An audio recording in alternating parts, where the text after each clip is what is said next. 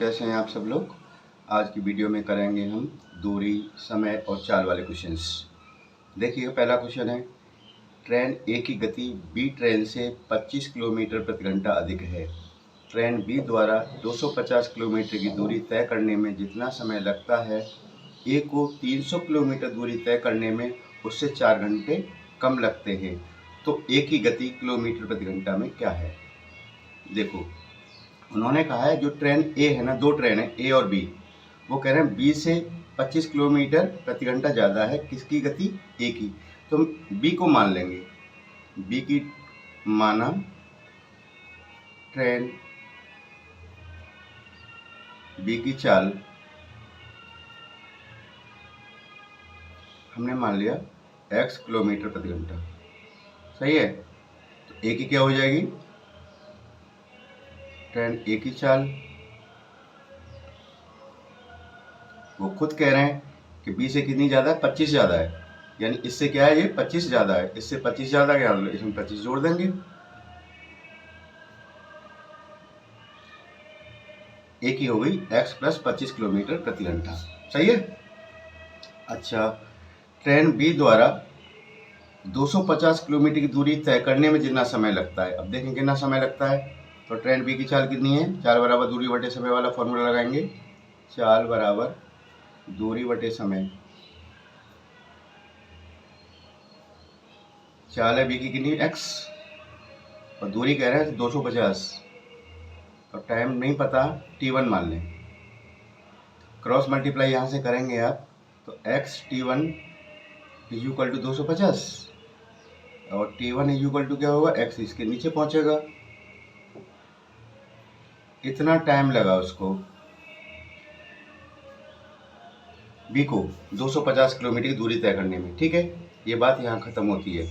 अब आगे कंडीशन दे रखी है उन्होंने कि ए को 300 किलोमीटर दूरी तय करने में, अब ए की चाल कितनी है हमारी, x प्लस 25 है, ठीक है, और दूरी कितने तय कर रही है, 300।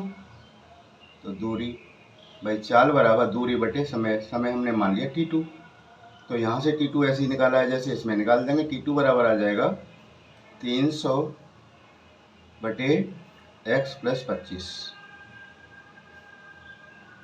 ये बात समझ में आ गई दोनों चीज़।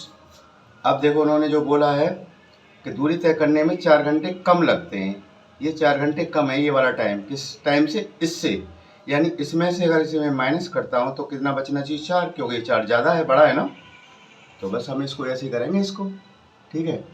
अब t1 माइनस t2 कितना आना चाहिए, 4 आना चाहिए, क्योंकि 4 घंटे बड़ा है टाइम पहला वाला, दूसरा टाइम 4 घंटे कम है, सही है। अब t1 की वैल्यू क्या है हमारी, 250 बटे x, t2 300 upon x plus 25 is equal to 4। ये बात समझ में आ गई। बस इसको कैलकुलेट करना है, सिंप्लीफाई करना है और x की वैल्यू निकाल देनी है, वही मेरा आंसर बन जाएगा, सही है ना। तो देखो कैसे करते हैं कैलकुलेट, इसको ध्यान देना है कैलकुलेशन पे। आपको इन दोनों का एलसीएम ले लो, एलसीएम दोनों को लिखना पड़ेगा, क्योंकि इसमें वेरिएबल है, वैसी संख्या होती तो एलसीएम निकालते भी। तो दोनों को ले लिया मैंने। एलसीएम में लेने के बाद क्या करते हैं, आगे वाला जो है ना इसके डिनोमिनेटर से डिवाइड करते हैं। x से डिवाइड किया, x से x कैंसिल हो गया तो इतने बार गया। अब इसका मल्टीप्लाई कैसे होगा, 250 से, यानी 250 का मल्टीप्लाई x प्लस 25, ठीक है, माइनस। अब x प्लस 25 से डिवाइड किया तो x प्लस 25 से ये कैंसिल हो गया, x रह गया, x का मल्टीप्लाई करेंगे 300 से, 300x। ये बात समझ में आ गई। इज इक्वल टू 4 तो आपका चल ही रहा है, ये दिक्कत तो नहीं है यहाँ तक कोई। अब इसका मल्टीप्लाई कर दो इसके अंदर 250 का, 250 का अंदर मल्टीप्लाई करूँगा 250 का x से करूँगा 250x, सही है। और इसका करो 25 से, 25 25 625, एक जीरो और लगा देना, ठीक है, माइनस 300x अपॉन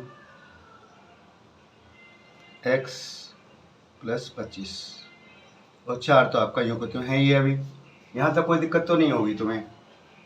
अब देखो माइनस का 300x है और प्लस का 250 है, तो माइनस का 50x बचा ना यहाँ, ये माइनस का बड़ा है ना, तो लिख देंगे माइनस का 50x प्लस 6250, 4 का गुणा कर दो, इसमें क्रॉस मल्टीप्लाई करोगे ना, तो इसमें 4 यहाँ आ जाएगा, 4x और x प्लस 25। अब करते रहना है बस इसको सिंप्लीफाई, क्वेश्चन में कुछ बचा ही नहीं है, 90% क्वेश्चन आपका खत्म हो गया। 4x का अंदर मल्टीप्लाई करो, 4x² हो जाएगा बाई 4, और x मिलके x² बनाएंगे, और 25 चौका 100x, सही है ना भाई। 4x का ऐसे करें 25x हो गया।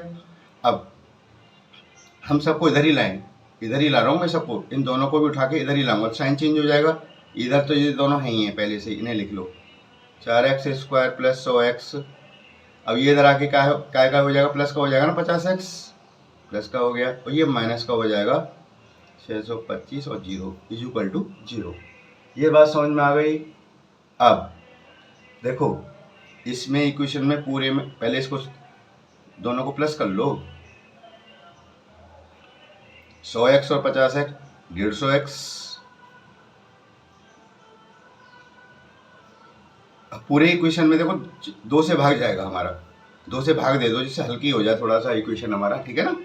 तो यहाँ 2 से भाग देंगे तो ये हो जाएगा 2x², 2 से भाग देंगे 150 में तो 75x, और 2 से भाग इसमें दे दो तो ये आएगा 3125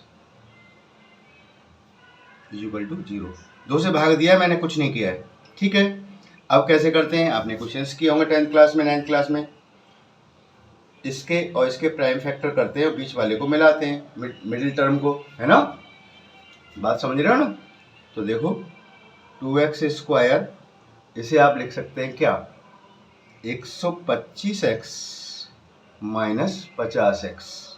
इसके टुकड़े करोगे 125 और 50 का मल्टीप्लाई करोगे तो इसका और इसका मल्टीप्लाई हो ही आएगा, और ये माइनस 3125 इक्वल टू 0। कॉमन ले लो आधे आधे में से, इसमें से कॉमन कितना आ गया आपका, x आएगा, केवल x ही कॉमन तो है इसमें, 2 तो आ नहीं सकता, तो 2 का डिवाइड इसमें जाएगा ही नहीं, तो x कॉमन आ गया। यहाँ पे क्या बचेगा, 2x और 125 ऐसी, x तो बचेगा नहीं, कॉमन आ गया ना। इसमें से ले लो एलसीएम कितना, वो कॉमन इसमें से कितना आ जाएगा, 50 तो आएगा नहीं ना, 25 आएगा, 25 कॉमन आ गया तो 25 दूनी 50, 2 x बचेगा। जब माइनस का कॉमन होता है तो अंदर साइन चेंज हो जाता है, प्लस 25 का डिवाइड करोगे डेफिनेटली 125 बार ही जाएगा, क्योंकि ये दोनों ब्रैकेट सेम आने चाहिए, तभी समझ लो आपका क्वेश्चन सही आ रहा है। इन दोनों ब्रैकेटों में से एक उठा लो, कॉमन आ गया ना, दोनों तरफ ये ब्रैकेट सेम है, इधर क्या बचता है x और इधर क्या बचता है 25 इज इक्वल टू 0। 2 ब्रैकेटों का मल्टीप्लाई 0 आ रहा है, या तो ये 0 होगा या ये 0 होगा।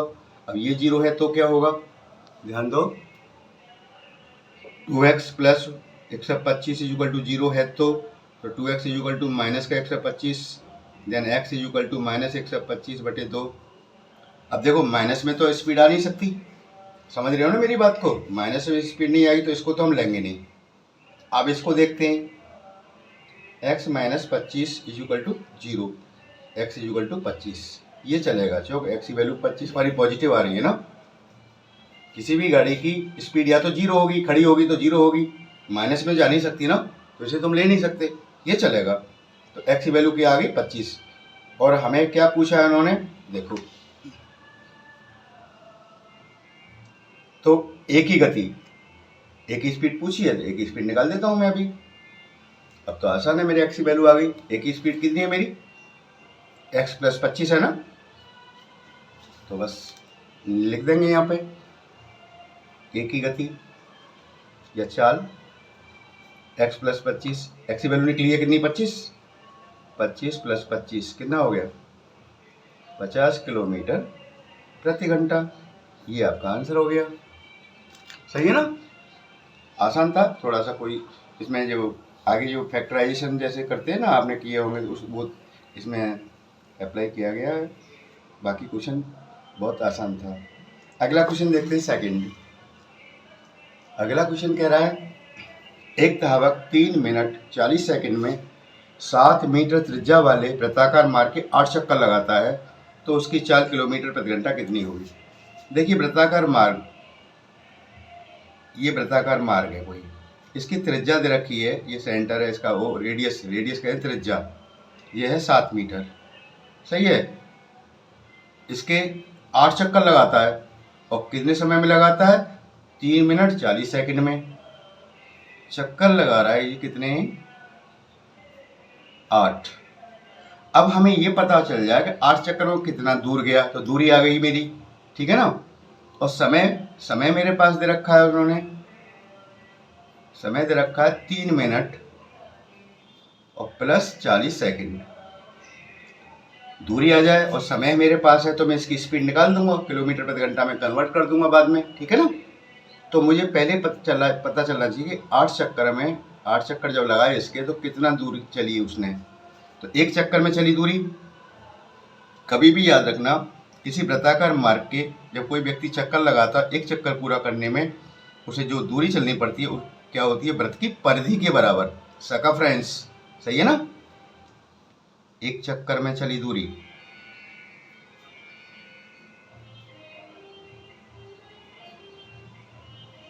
बराबर वृत्त की परिधि, ठीक है ना। और वृत्त की परिधि का आप सूत्र जानते हो क्या होता है, 2πr, ठीक है ना। तो 2π की वैल्यू जानते हैं हम 22/7 होती है, आपको पता होना चाहिए पाई की वैल्यू, है ना। रेडियस यानी त्रिज्या हमारी कितनी है, 7 मीटर है। बात समझ में आ गई। 7 से 7 काट दो, 22 दूनी 44 मीटर चलता है वो 1 चक्कर में। चक्कर कितने मार रहा है, 8, तो 8 चक्करों में चली दूरी।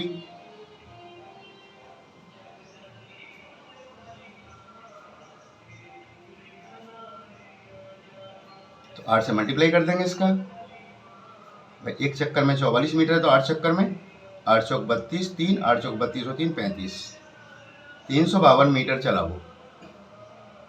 ये हमारी क्या आ गई, दूरी आ गई, ठीक है ना।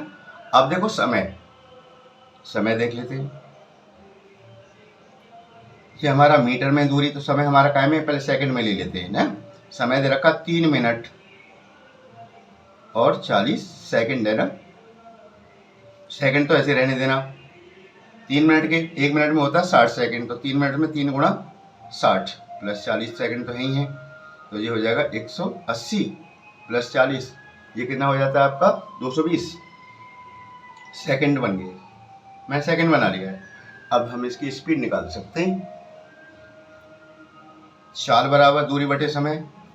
दूरी हमारी कितनी है, 352 चला है वो,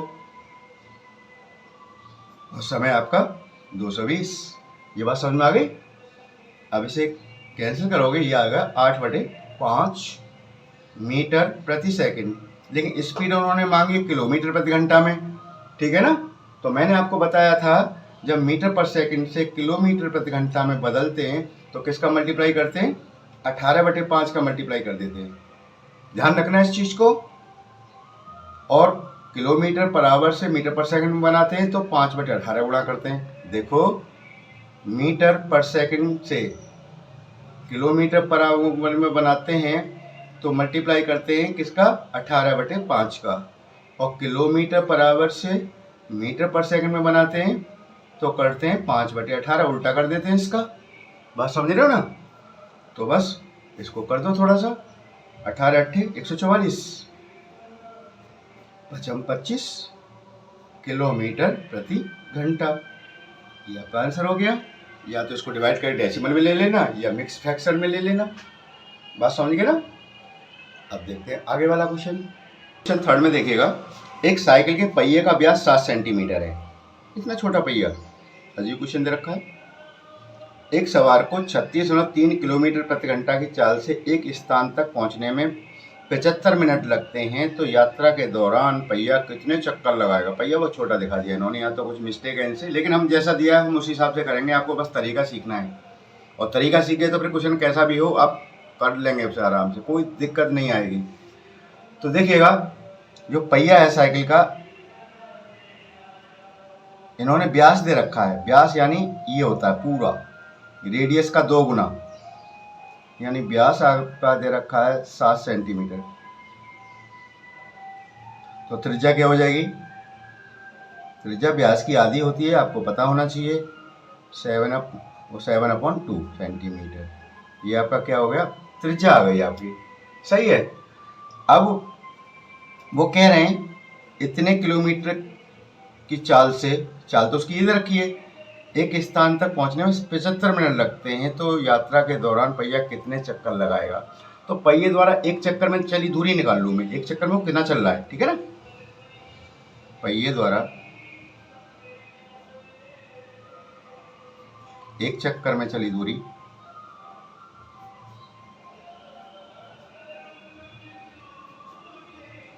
कितनी दूरी तय करता है? इससे पहले वाले क्वेश्चन में मैंने बताया था ना, अपनी परिधि के बराबर, जितनी उसकी परिधि है ना, सर्कमफ्रेंस है, उतनी दूरी तय करता है, यानी 2πr। इसका फॉर्मूला होता है परिधि का, कर दो इसको। 2π की वैल्यू 22/7 होती है, तुम्हें पता है। रेडियस कितनी है? 7/2 है। 7 से 7 कट गया, 2 से 2 कट गया, यानी वो चलता है 22 सेंटीमीटर। एक चक्कर में 22 सेंटीमीटर चलता है। और चाल दे रखी है उसकी, वो चाल दे रखी 36.3 किलोमीटर प्रति घंटा। तो ध्यान देना इस चीज को, है ना। यानी एक घंटे में कितना जा रहा है वो? 36.3 किलोमीटर। हमारा काय में दूरी यहाँ पे सेंटीमीटर में, तो सेंटीमीटर में चेंज कर लो। देखो 1 किलोमीटर में मीटर होता है 1000, ठीक है ना। तो पहले से मीटर में बदल लूंगा मैं, एक घंटे में ना जा रहा है ना, तो इसे मीटर में चेंज करूंगा तो 1000 गुणा करूंगा, 36.3 गुणा 1000, ठीक है। ये कायम बदल गया मेरा, मीटर में आ गया। और 1 मीटर में कितना होता है? सेंटीमीटर 100 होता है, तो 100 का मल्टीप्लाई और कर दूंगा, तो ये कायम बदल जाएगा मेरा सेंटीमीटर में। ये सेंटीमीटर में आ गई एक घंटे में चली दूरी, ठीक है। बात समझिए मेरी बात को। तो देखो एक जीरो तो इस डेसिमल से खत्म हो गई, ठीक है ना, क्योंकि एक जीरो खत्म, इधर आ जाएगा ना। क्या जीरो बचेंगे? 1 2 3 4, यानी 36 और 3 और 1 2 3 4, इतना सेंटीमीटर दूरी है किसके बराबर? 36.3 किलोमीटर की हमने सेंटीमीटर बदल दिया हमने, ये डिस्टेंस हो गई मेरी। सही है ना। अब एक घंटे में इतना जा रहा है, बात ध्यान रखना। तो अब देखो हमें 75 मिनट में, तो 75 मिनट में कितना जाएगा? एक घंटे में ना, यानी 60 मिनट में, ये 60 मिनट में चली दूरी है ये। तो एक मिनट में कितना जाएगा? ये 60 से भाग दे देंगे, सही है ना। 60 जीरो है ना, बटे 60, जीरो से जीरो काट दो, 6 6 36 और जीरो, 6 पंजे 30 और 2 जीरो, इतना सेंटीमीटर एक मिनट में। और क्या मिनट में लगा रहा है? 75 मिनट लगा रहा है ना वो, तो 75 मिनट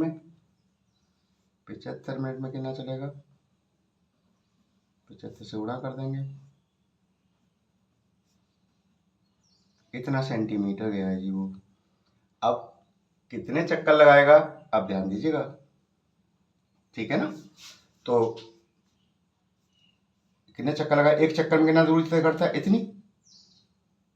तो चक्करों की संख्या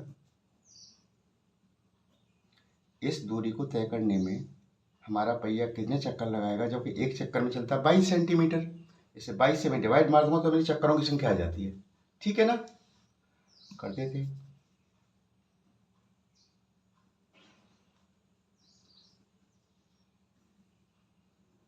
सॉल्व कर लो इसको, चक्करों की संख्या आ जाएगी आपकी, सही है ना। ये करीब आएगी इतने चक्कर। ये क्वेश्चन थोड़ा सा अजीब सा दिया हुआ, 7 सेंटीमीटर दिया रखी है उसका व्यास, भैया बहुत छोटा हो गया ना, लेकिन मेथड आपकी समझ में आ गया होगा। इससे रिलेटेड कोई भी क्वेश्चन आएगा तो आप आराम से कर लोगे, ठीक है ना। अगला क्वेश्चन देखते हैं। क्वेश्चन 4 देखिएगा। एक ट्रेन 400 मीटर लंबे प्लेटफॉर्म को 50 सेकंड में एवं 600 मीटर लंबे एक अन्य प्लेटफॉर्म को 60 सेकंड में पार करती है। ट्रेन की चाल और लंबाई क्या है?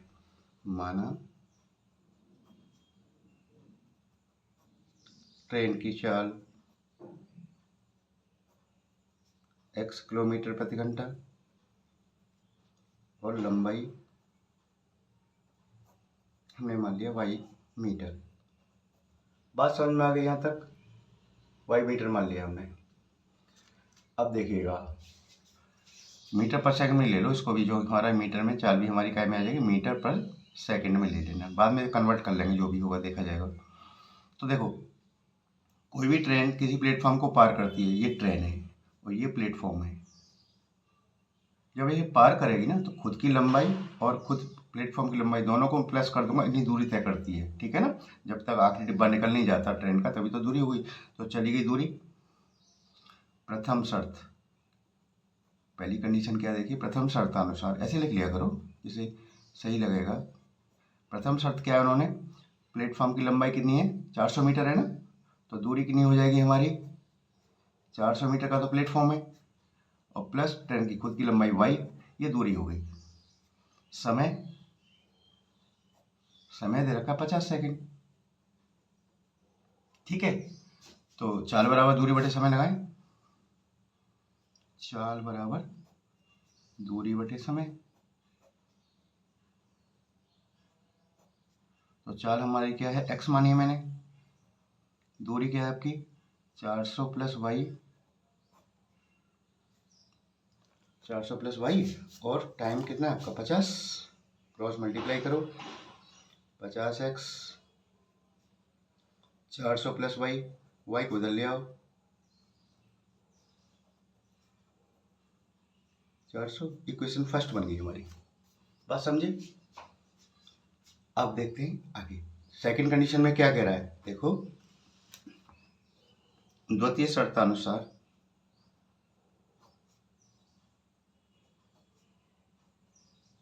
एक दूसरा प्लेटफॉर्म है, उसकी लंबाई कितनी दे रखी है, 600 मीटर है।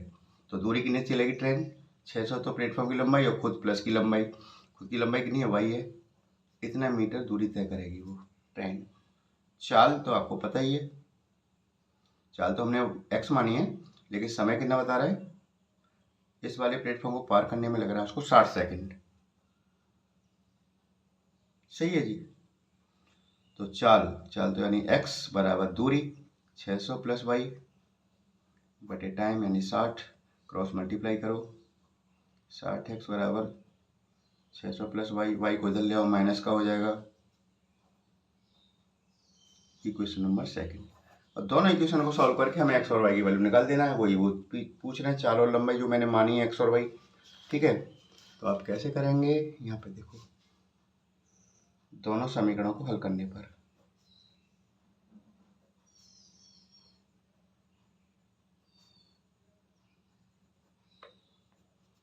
ठीक है जी, दोनों समीकरणों को उठा लो, 50x minus y equal to 400, ये वाला पहला वाला, दूसरा है 60x minus y equal to 600।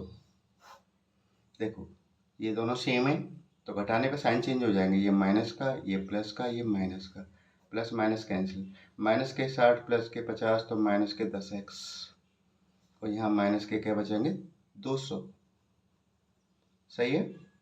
तो x बराबर क्या आ गई 200 बटे माइनस का 200 है ना, तो माइनस ही 10 का नीचे है, तो माइनस से माइनस कैंसिल, 0 से 0, x की वैल्यू 20 आ गई। कितनी आ गई x की वैल्यू 20। बात समझ में आया तक? अब देखो आगे, अब x की वैल्यू तो आ गई, हमें y की वैल्यू निकालनी है ना, तो इसकी वैल्यू किसी भी इक्वेशन में डाल देना, पहले में या दूसरे में। तो पहले में डाल देते हैं, पहला इक्वेशन हमारा ये है 50x minus y equal to 400, 50, x की वैल्यू क्या है 20 है ना, सही है, 20 तक मैंने 20 रख दी, माइनस वाई इक्वल टू 400, तो ये हो जाएगा 0 0 1000 हो गया, इन दोनों का multiply, minus y equal to 400, then y equal to minus का वाई इक्वल टू 400 माइनस का 1000, तो माइनस के बचेंगे 600, वाई इक्वल टू माइनस के 600, ठीक है। तो हमारा आंसर आ गया दोनों, माइनस से माइनस काट दो, वाई की वैल्यू आ गई 600, वाई मैंने क्या मानी थी रेलगाड़ी की लंबाई, एक्स क्या मानी थी मैंने उसकी चाल, तो चाल कितनी आ गई उसकी? चाल आ गई आपकी 20 मीटर पर सेकंड। चाहो तो कन्वर्ट कर सकते हो किलोमीटर प्रति घंटा में, लेकिन मैं ऐसे ही कर रहा हूँ, इसमें पूछा नहीं उन्होंने। और लंबाई ट्रेन की कितनी होगी? 600 मीटर। ये मेरा आंसर हो गया। समझे? Thank you.